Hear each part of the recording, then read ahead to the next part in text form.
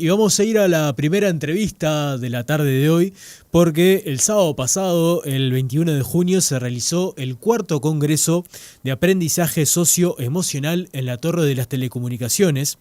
Este evento fue declarado de interés ministerial por el Ministerio de Educación y Cultura y además contó con el aporte de oradores nacionales e internacionales que ofrecieron herramientas para abordar el aprendizaje socioemocional a nivel educativo. Para conocer cómo se vivió esta instancia, cuáles fueron las conclusiones que dejó, hoy recibimos en el estudio a Enrique Morrone, docente y también uno de los organizadores del cuarto Congreso de Aprendizaje Socioemocional. Enrique, buenas tardes, ¿cómo te va? Muy buenas tardes, muchas gracias por la invitación. Acá, feliz. Cansado y feliz. ¿Cuáles son tus primeras reflexiones, sensaciones? ¿Tenemos algún problema con el micrófono? Ay, me pide que te, perfecto, que te acerques un poquito más. Ahí se escucha ahí mejor, está todo bien, bien. Buenísimo. ¿Cuáles son tus primeras sensaciones después de lo vivido el sábado? Mira, salimos de allí, de la Torre de las Telecomunicaciones, con la sensación de haber podido hacer un aporte y plantar más semillitas en esto, en lo que hace años que venimos trabajando, que trascienden las fronteras de la institución que tuve el privilegio de dirigir hasta las vacaciones pasadas. Me acabo de jubilar. Pero me mantengo conectado con la institución y me pidieron que me ocupara de la organización de esta celebración de aprendizajes que fue el cuarto Congreso. Y la sensación con la que terminamos fue esta que te decía, de haber podido contribuir más allá de las fronteras del colegio. Los comentarios que una vez que se dio el cierre, que fue muy emotivo y veías lágrimas de emoción de docentes que se acercaron sistemáticamente en los corredores y en la salida, con su agradecimiento y muy empoderados para volver a sus comunidades y tratar de volcar algo de lo que recogieron en la jornada del sábado para poder hacer esto que estamos buscando, ¿no? Esta red que se ocupe de los procesos de aprendizaje de los chicos, no solamente desde los contenidos, sino contemplando y haciendo uso de herramientas que fortalezcan a estos chicos, sean niños a nivel inicial, primaria, secundaria, y bueno, ni que hablar a nivel terciario, donde esto parece no ser parte de la agenda muchas veces, porque nos vamos tanto a los aspectos académicos. Nuestra tradición educativa está muy vinculada a lo enciclopédico.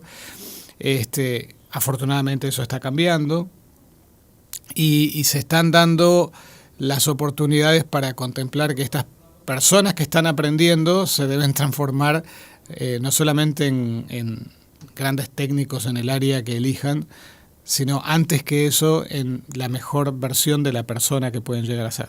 Claro. Hablábamos que esta fue la cuarta edición de este congreso que se viene realizando desde 2018. Correcto. ¿Qué los impulsó desde la organización, vos estás ahí en la organización, a generar esta instancia de encuentro y de abordar estos temas? Mira, surgió cuando en 2017 nos proyectábamos a los 50 años del colegio, fue creado en el 68, y estábamos pensando en cómo celebrar, y lo habitual que sucede muchas veces con estas cifras redondas, un brindis, se invita a autoridades, y nosotros estábamos con esta idea de hacer énfasis en algo que no se había traído a nivel explícito, porque estaba como ya imbuido en la cultura de la institución, esta forma que el colegio siempre tuvo de ofrecer una enseñanza muy personalizada, muy de acompañar en el crecimiento de los chicos, y viene haciéndose desde antes de que se hablara de educación emocional. Se estaba manejando se manejó siempre como una cosa muy natural. Lo hicimos más explícito y yo venía con formación en este ámbito, con experiencia de muchos años cuando tomé la dirección del colegio.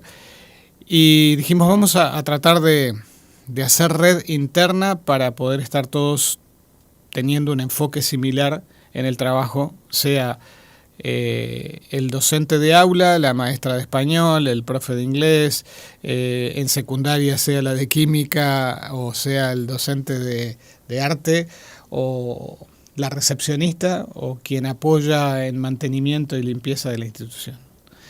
Y para poder llegar a este enfoque más o menos alineado, pensamos en una sensibilización y capacitación. Se venía el 50 aniversario y dijimos, ¿por qué estamos haciendo esto a puertas cerradas? Si el espíritu justamente de lo que implica el aprendizaje socioemocional, la educación emocional, es el de trabajar propugnando estos valores de cooperación, solidaridad, empatía, abramos la puerta a quien se quiera acercar. Y así lo hicimos, invitamos a la comunidad educativa en general y se celebró este 50 aniversario haciendo el primer congreso que se hizo en la Intendencia de Montevideo y el Ateneo de Montevideo. Los talleres en un lado y los plenarios en el otro. Y el éxito fue tal, superó todas las expectativas, que todos, que se haga nuevamente el año que viene. Y ya habíamos sudado tinta, dije, imposible poder hacerlo otra vez para el año próximo, lo haremos cada 2 años. Y después llegó la pandemia. En el 20 había que hacerlo y por razones obvias quedó entre paréntesis, pasó al 21, lo hicimos vía streaming y después en el 23 y ahora acabamos de tener la 4ª edición. Bien. Y esta edición tuvo un lema, por decirlo así, o un tema general que yo me lo anoté acá, que es Conectando emociones, familia, escuela y el mundo digital. ¿Cómo se desarrolló este tema como enfoque durante toda la jornada? Bueno, fue el hilo conductor. Todos los disertantes que hicieron sus aportes desde distintos ángulos abordaron justamente estos aspectos que estaban en lo que fue el lema del Congreso. Algunos con su especialización en el trabajo desde el ámbito de la clínica y lo que ven cuando trabajan psicólogos clínicos que trabajan con chicos y sus dificultades de aprendizaje y encuentran la vinculación que esto tiene con la sobreexposición a pantallas. Otros con su especialización desde el aula, otros como psicopedagogos, otros como investigadores. Trajimos una psicopedagoga de Córdoba, Liliana González, que tiene vasta experiencia en todo esto y ve esto a diario y se dirige mucho a los padres, no solamente a los docentes, a las familias, a los abuelos, a los tíos, en esto de cómo acompañarlos para entender el contexto en el que los chicos están, que es muy distinto al que los adultos tuvimos cuando teníamos la edad de ellos, la edad de estos chicos. Y por eso se hace a veces muy difícil entender las necesidades, las motivaciones, y se tiende a veces simplemente a censurar sin entender. Y eso lo que genera es más distanciamiento y cuando algo se censura genera generalmente más interés. Lo que estás haciendo es el efecto rebote de ir hacia donde no querías ir. El chico se va a ingeniar la forma de cómo poder tener acceso a las pantallas que alguien le está prohibiendo poder acceder. Por eso lo mejor es generar una estrategia distinta de acercamiento, de acompañamiento y de entender por qué sí o por qué no, y cuándo sí y cuándo no. Y ni que hablar con lo que pasa en el aula, ¿no? Que el docente también entienda de que es una herramienta excepcional, la inteligencia artificial también, el acceso a estos recursos digitales hace un viraje absoluto en todo lo que tiene que ver con el acceso al conocimiento, a la información. El tema es cómo lo abordamos y no simplemente dejarlos a la deriva. Y en esto muchos de los disertantes, Roberto Balaguer hizo referencia a esto, Ariel Gold también lo hizo, Lorena Estefanel, gente que tiene mucha trayectoria trabajando en estos temas, que lo ven en las instituciones educativas y lo ven en clínica. Y bueno, esto más que nada fue como el espíritu preventivo de que evitemos estar hablando de los problemas que trae. Tratemos de ir a sacar lo mejor de ese contexto y para eso acompañar. En educación emocional es importantísimo en todo lo que tiene que ver con aprendizaje emocional no considerar solo el binomio docente-alumno. Es importante que acá estamos hablando de 3 implicados centrales. La familia, que siempre está olvidada en el ámbito educativo, o está relegada o se autorrelega, porque muchas veces deposita la responsabilidad en la institución educativa. Y en el mundo en el que hoy vivimos no es solamente la institución educativa, el aprendizaje nos está llegando por una cantidad tremenda de canales, y hay que poder acompañar a los chicos ante ese bombardeo en este proceso de infoxicación en el que estamos todos inmersos y que no nos dan los tiempos para digerir. y ayudar a los chicos a entender que no todo lo que les están llegando y bombardeando a través de las imágenes y los TikTok, eso no es todo real. Hay mucha cosa que está generada por los bots, por todo este océano de fake news en las que andamos navegando. Necesitamos espíritus más reflexivos y para eso ahí es fundamental el rol del docente que esté ayornado y que los pueda acompañar a tener, sobre todo para tener un espíritu más crítico, más reflexivo, poder cuestionar lo que están recibiendo y no aceptarlo todo como la verdad revelada. Claro. Uno de los temas que se trató en el Congreso fue el tema de la inteligencia artificial y todo lo que eso conlleva, que la educación obviamente de alguna forma se ve afectada. Muy afectada. Incluso ahora se me viene a la memoria y hablabas que el tema de la educación a veces siempre se habla más bien de lo que es la primaria y secundaria y no tanto lo universitario. Claro. Ahora me viene a la memoria lo que pasó hace unas semanas en la Facultad de Psicología. Exactamente. Que el decano de la facultad salió a decir de que no eran estudiantes avanzados, sino que eran estudiantes de la primera generación que habían accedido al chat GPT durante una prueba parcial. Exacto. ¿Cuál es el desafío con la inteligencia artificial en el ámbito de la educación? Es enorme, implica finalmente, yo creo que es una enorme oportunidad además. Porque si hay un ámbito en el que venimos relegados en lo que tiene que ver con educación en general, es un aspecto central es la evaluación. No la sabemos hacer. En general los docentes estamos usando y los chicos aprenden a que, sin que nadie se los enseñe, explícitamente, pero lo viven de esa manera, como un castigo. Si no estudiaste te sacas 1. Y si haces algo mal te sacas un 1. Y si no te portas bien te llevas un 1. Eso no es evaluar, eso es ejercer poder de alguna forma. Si no está estudiando, lo hablaba justo ayer, después del Congreso todavía con Liliana González, decía, ¿y si no estudió? Alguien se pregunta por qué es que no estudió, qué le está pasando. Si está interesado en la carrera, sobre todo a nivel universitario, si elegiste esa carrera, llegaste hasta ahí, ¿es de vago que te pones a usar la inteligencia artificial para no pensar? ¿Por qué estás haciéndote trampa a vos mismo? ¿Por qué llegamos a ese nivel con una persona, sea de la primera generación, de la segunda? Van a seguir viniendo con esta formación desde secundaria. Entonces, el tema es que el desafío es para los docentes de cómo vamos a evaluar, qué tipo de trabajo pedimos para demostrar los aprendizajes y sobre todo entender que la evaluación debe ser para el sistema, debe ser para el docente, para saber cuánto de lo que intentó hacer llegar a esos chicos realmente fue asimilado. Y si no llegó, tendré que darlo de otra forma. El feedback es más para mí como profesor que para simplemente poner una nota y premiar a uno y castigar al otro. Yo creo que la inteligencia artificial nos va a obligar finalmente a pensar de otra forma.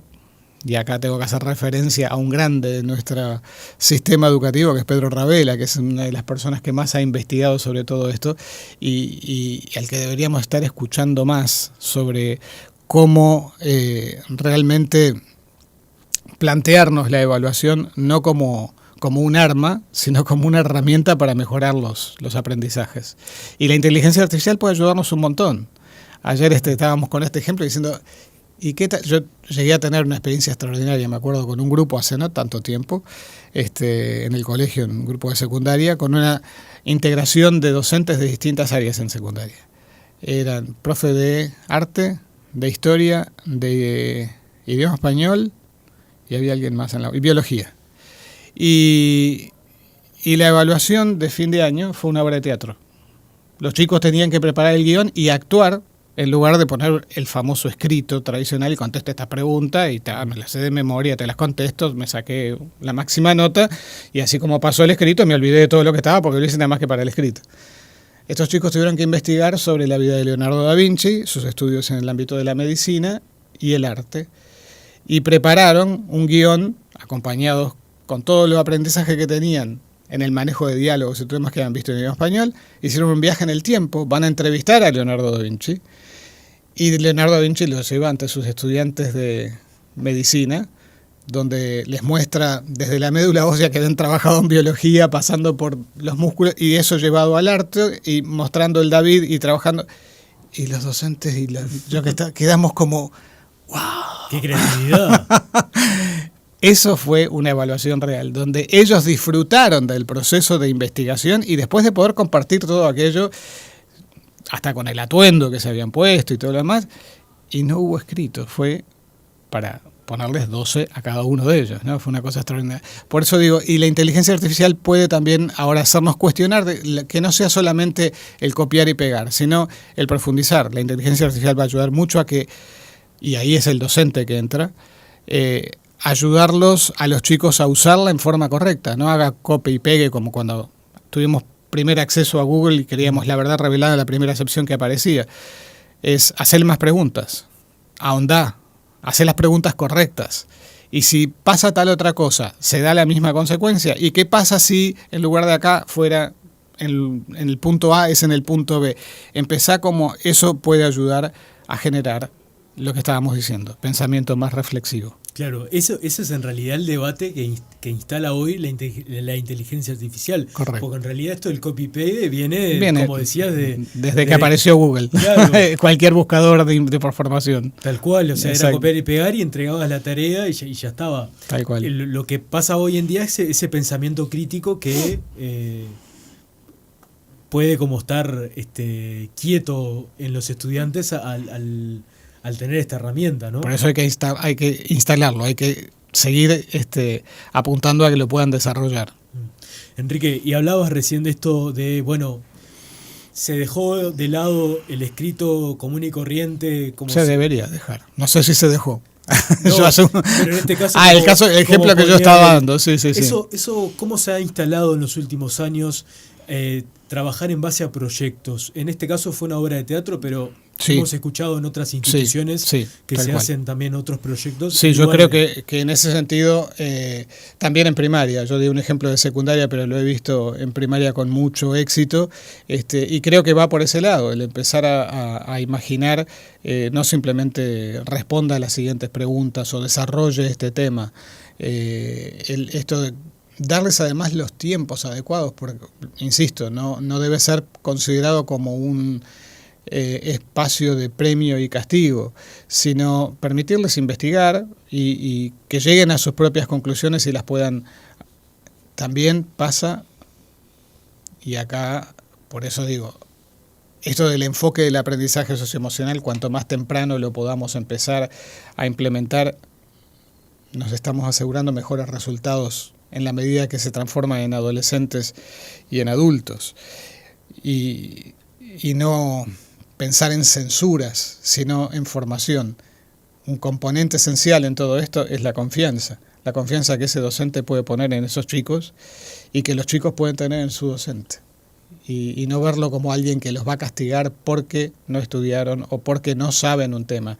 Si no lo saben, es una buena oportunidad para que se les pueda explicar o que para que puedan hacer las preguntas adecuadas para saberlo. Claro. Cada docente, ya sea de primaria o de secundaria, tiene una formación en didáctica y todo. Exacto. Eso. Pero, ¿qué implica formarse en esto que hablábamos de educación emocional para un docente? Ese es el motivo por el cual había más de 200 el sábado pasado en el Congreso. Claro. Nuestra formación docente no lo está contemplando. Tristemente todavía no lo está contemplando, salvo honrosas excepciones que ratifican esta regla que estoy generalizando. Que a veces va por el docente que hace que participa de estas instancias. Exacto, que está motivado o porque nota que ha tenido alguna experiencia y ve el efecto, el impacto que tiene en la forma en que sus chicos se motivan, cómo se dan mejores aprendizajes. Hay estudios ya realizados.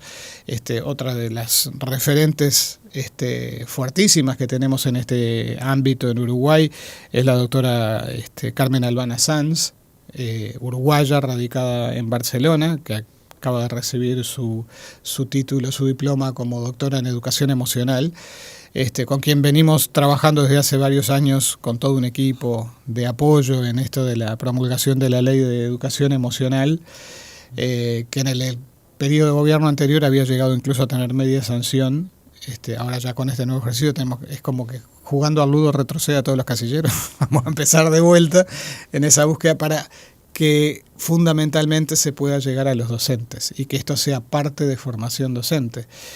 Primero sensibilizar sobre esto que te decía, ya hay evidencia empírica de el impacto que tienen los aprendizajes. Hay una investigación, ella llevó adelante para su tesis en el doctorado todo un trabajo que hizo con la Escuela 350 en Barrio Borro, con mediciones específicas de los niveles de asistencia, de índices de felicidad que se lograron cuantificar de alguna forma, de bienestar, estamos hablando, ¿no?, de los chicos, trabajando con esos docentes durante un año lectivo entero y viendo después el impacto tanto en asistencia como en los rendimientos académicos de los chicos, después de haber trabajado sistemáticamente durante un año los docentes con esos chicos y las familias, que es el otro componente que decía hace un rato, generalmente no entra en la ecuación, no se los invita, a veces se los invita y no pueden, otras veces se los invita y no quieren, otras veces ni saben para qué irían.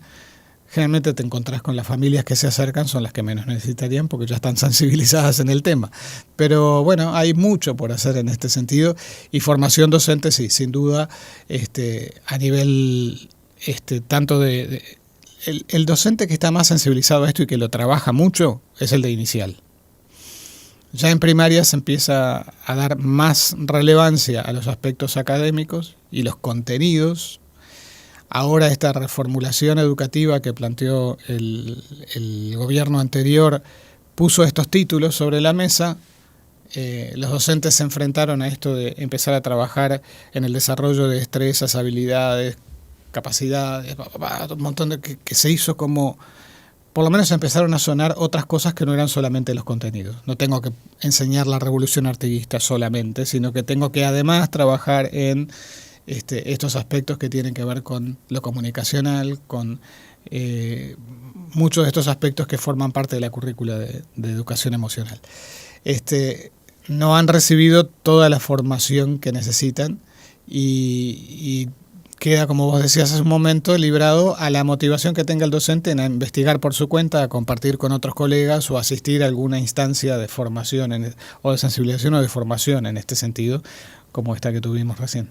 Claro. ¿Y el sábado pasado cuántos educadores participaron? Fueron 200 y algo.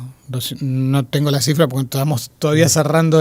Hubo gente que vino a último momento, otros que estaban inscriptos y después gripes mediante, algunos no pudieron participar. Sí. Pero sí, fueron 220, creo, una cosa así. Claro. Y se dio una gran diversidad también de distintos contextos, me imagino. Exactamente. Vino gente con experiencia que está trabajando en el sector terciario, vinieron coordinadores, vinieron directores de instituciones públicas, privadas, gente trabajando en secundaria, en primaria y en educación inicial. Mucha gente del interior que se acercó, que viajó específicamente.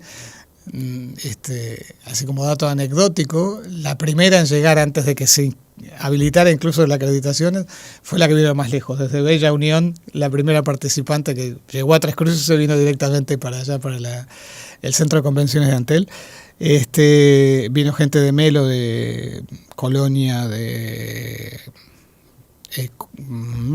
varias localidades, varias ciudades de Maldonado, de Durazno, hubo varios departamentos, más gente de acá de Montevideo, tanto del sector público como del privado.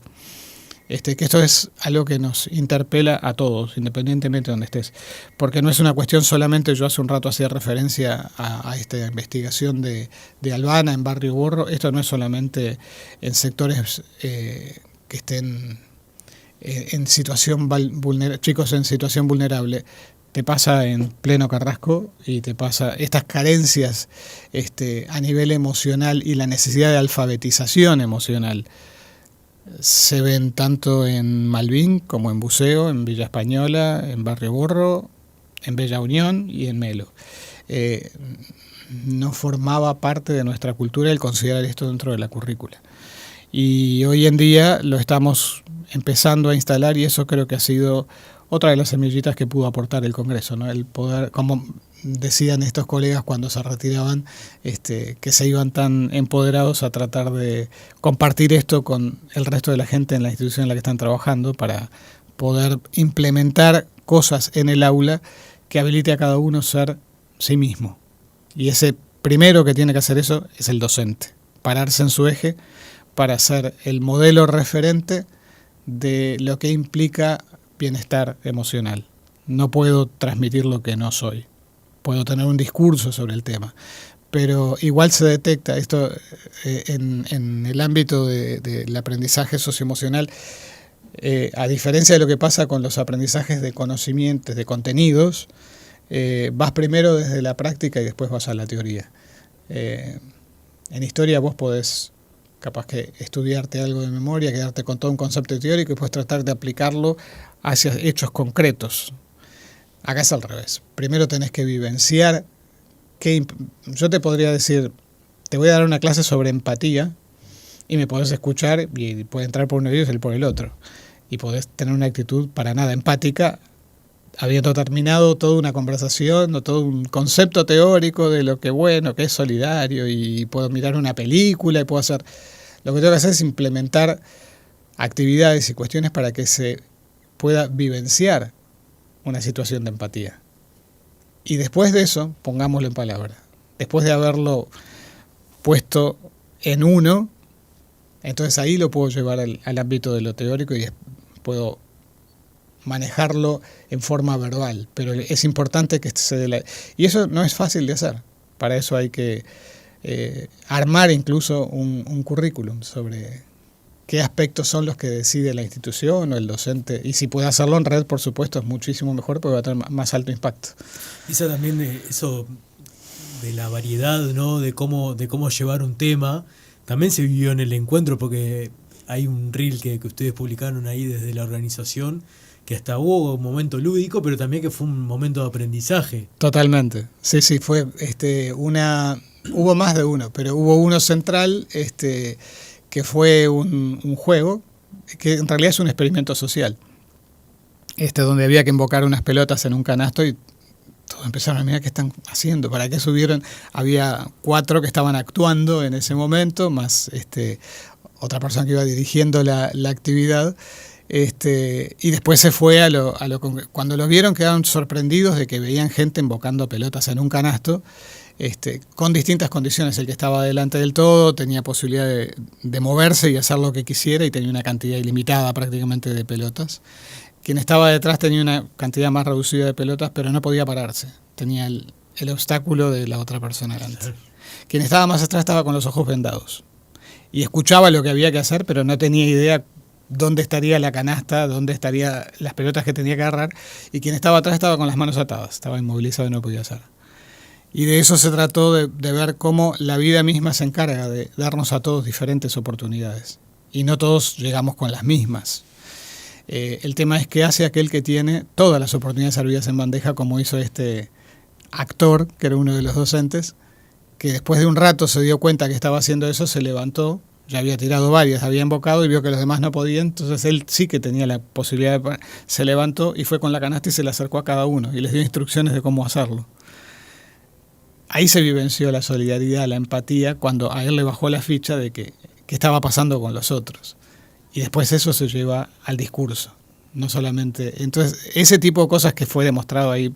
También hubo otra que se dio al inicio, ahí estuvimos a Silvio Reich y Jimena Velázquez, que en lugar de ir con un discurso de apertura y lo tradicional, bueno, se dijo lo mínimo posible y pasamos a una instancia de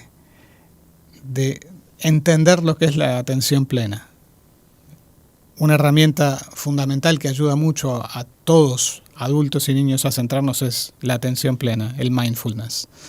Hizo un ejercicio de mindfulness. Con toda la audiencia habían traído las campanitas tibetanas y fue bajando aquello y nos hizo una visualización y entramos todos los que estábamos allí en esta disposición a escuchar atentamente y no solamente a estar presente en un congreso, tomar apuntes, ver la idea original, me llevo la actividad, hago esto otro. No, es vivenciarlo primero, ponételo dentro, baja los decibeles, aflojate, venís a disfrutar, te vas a encontrar con colegas y te vas a llevar alguna idea de acá, pero llévatelo puesto, no escrito en el papelito o en el cuadernito donde estabas. y fue muy, muy bienvenido esa forma de empezar parando rotativos de alguna manera, en tiempos donde el mensaje es exactamente el contrario. Tenés que hacer más rápido, más cantidad, más, y nos estamos olvidando de nosotros. Y así es como, y eso es lo que le estamos enseñando a los chicos, lo que decía hace un rato. La mayor parte, no solo este concepto que estaba tratando de expresar, de ir de lo teórico a lo práctico, lo práctico a lo teórico. Hay una cuestión central, cuando estamos hablando en educación emocional, que tiene que ver justamente con que lo que vamos a transmitir no lo hacemos muchas veces a través del discurso. El disco duro del niño que nos está mirando registra cada mirada nuestra, registra cada silencio nuestro. Se da cuenta cada vez que hacemos de cuenta que no los escuchamos. Vos ante una denuncia de un chico que, fulanito, tal, ¿sabes qué pasó? Tal? Y en la cabeza del adulto pasa, ¿cómo abordo esto? ¿Ahora qué hago? Hago de cuenta que no escuché. Y sigo con otra cosa y, a ver, cállense la boca, vamos. Pum. Le estás dando tremendo mensaje a ese chico diciendo, no me escuchó, no, me está llevando hacia otro lugar porque debo haber planteado algo que debe estar moviendo los cimientos de la humanidad. Claro. Eso, que lo ve así, esa actitud, la termina decodificando como que esto es algo que lo moviliza al adulto. Entonces capaz que lo hago de vuelta. Y después el adulto es un insolente, es esto, es lo otro, porque le dije que no lo hiciera y lo volvió a hacer. Y no lo volvió a hacer porque no tuvo respuesta. No porque es un insolente, es porque se dio cuenta de que acá hay algo más que no se lo están diciendo, nadie lo está poniendo en palabras. Eso es el disco duro que registró justamente que hay cosas que no se dicen en palabras, pero que nos movilizan a todos los adultos referentes. Por eso es tan importante, antes de pensar en que yo soy educador emocional, tengo que alfabetizarme yo para tener claro conscientemente todo lo que estoy transmitiendo, no solo con mi discurso, sino con mis actitudes. Claro, y de ahí la formación, pero después el llevarlo a la práctica, en el día a día, en el aula. Es práctica. ¿Es práctica? Es práctica. Es una vez que si lo instalás, se te va internalizando. Hay una máxima en esto, así como una recetita básica para quienes nos están escuchando que puede servir, es tratar de contestar cada pregunta con una pregunta. Y le das participación. Maestra, tal cosa, profe, esto... ¿Y a vos qué te parece? ¿Y vos qué decís? Si yo te lo pregunto a vos, ¿qué me dirías? Y ahí se lo toma en serio. Y ahí es cuando... Porque muchas veces preguntan solamente para ver si lo estás escuchando, sobre todo los más chiquitos, ¿no? Vas en inicial y... ¿Es verdad, maestra? No, no es verdad. Y ya está. O si empezás con toda la explicación. Mirá, en realidad lo que pasa... Pum, se desconectó y se fue. Y te quedas como... ¿Para qué me preguntó si no me está escuchando? Entonces todavía encima se enoja con el chico. A veces pregunta solamente para saber que lo estás recepcionando, que estás del otro lado. Y una forma interesante de recepcionar al otro es devolviéndole la pregunta. ¿Vos qué pensás de esto? A mí me dijeron que el pasto puede ser violeta. ¿Eso es cierto? ¿Y vos qué crees? ¿Te parece que el pasto puede ser violeta? ¿Viste alguna vez pasto violeta? ¿Por qué habrán dicho eso? ¿Y cuándo lo escuchaste? ¿O fue algo de tu imaginación? Y estás estableciendo un diálogo donde el otro es tratado como persona. Ese pequeño interlocutor siente que está teniendo el respeto de mi parte porque estoy siguiendo la conversación, no ignorándolo. Esa es la mejor forma de instalar el aprendizaje socioemocional. Uno lo va encarnando a través de la práctica, cuando toma esta actitud y este enfoque. Y ahí también tenemos como el pensamiento crítico del niño, ¿no? Que, claro. A ver, no sé si queda bien decirlo, pero como que le discute al docente por qué esto, por qué lo otro. Claro, exactamente. Y está muy bien que discuta, que trate de encontrar los porqué de cada cosa y no, cuando eso se da, justamente establecer el diálogo. A veces lo hacen solamente para provocar, lógicamente, porque es parte también del crecimiento, el buscar la reacción del otro, ¿no? Y sobre todo si el otro se muestra, va a buscar más la reacción cuando el otro no es alguien con quien tenga el puente, con quien sepa que le va a contestar. Ese provocar muchas veces se da con el profe imbancable. Enrique, y hablábamos de que los oradores, bueno, la mayoría fueron uruguayos los que participaron.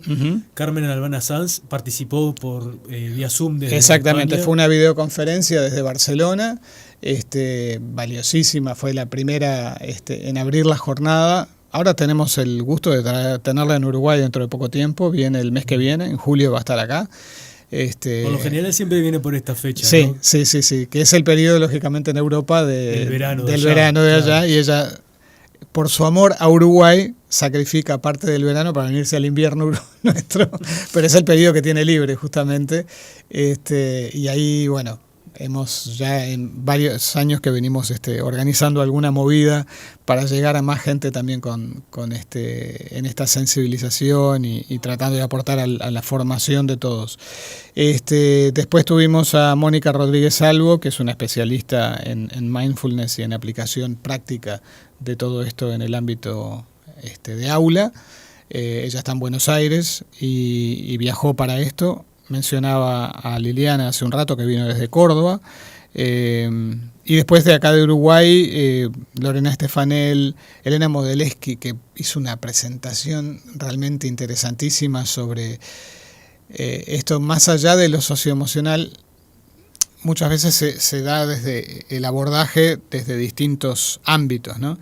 Ella está trabajando con un grupo de investigación en la Universidad de la República, y están desarrollando lo que se ha dado en llamar la lectura ecuánime.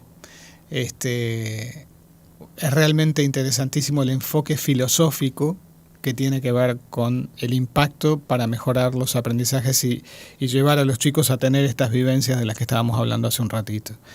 Y bueno, ni que hablar de todo el impacto que esto tiene a nivel de adolescentes, que están viviendo una etapa también diferente a la del niño. Y hay que saber entender los lenguajes, ¿no? Y para eso, bueno, gente como Roberto Balaguer y Ariel Gold, que tienen vasta experiencia, y la propia Lorena Estefanel, fue una instancia riquísima para todo, tratando de cubrir todo el espectro en la medida de lo que fue posible. Y lo bueno que también venían de distintas disciplinas, ¿no? Exactamente. De la psicología, la educación, que eso también hace que se complemente todo. Hablábamos fuera del micrófono que sos ex director general del Queen. Exactamente, sí. He escuchado por ahí que a veces a los educadores, a las maestras, a los profesores les cuesta mucho dejar la profesión. En tu caso, vas a seguir vinculada a la educación a través de... Estás jubilado. Me acabo de jubilar, pero estoy trabajando más que antes. Por eso. Pero es cierto que a un educador, a un docente le cuesta... como desengancharse yo creo que sí. Uno cuando la educación la siente a nivel vocacional, se te instala en el ADN de alguna manera. Y en distintos ámbitos seguís ejerciendo la docencia, aunque no estés en un aula. Yo hace años que no estaba en el aula, estuve durante unos cuantos, más de 30, trabajando en aspectos de educación emocional, en educación de la sexualidad. Vengo originalmente del área de inglés, terminé por estos otros caminos,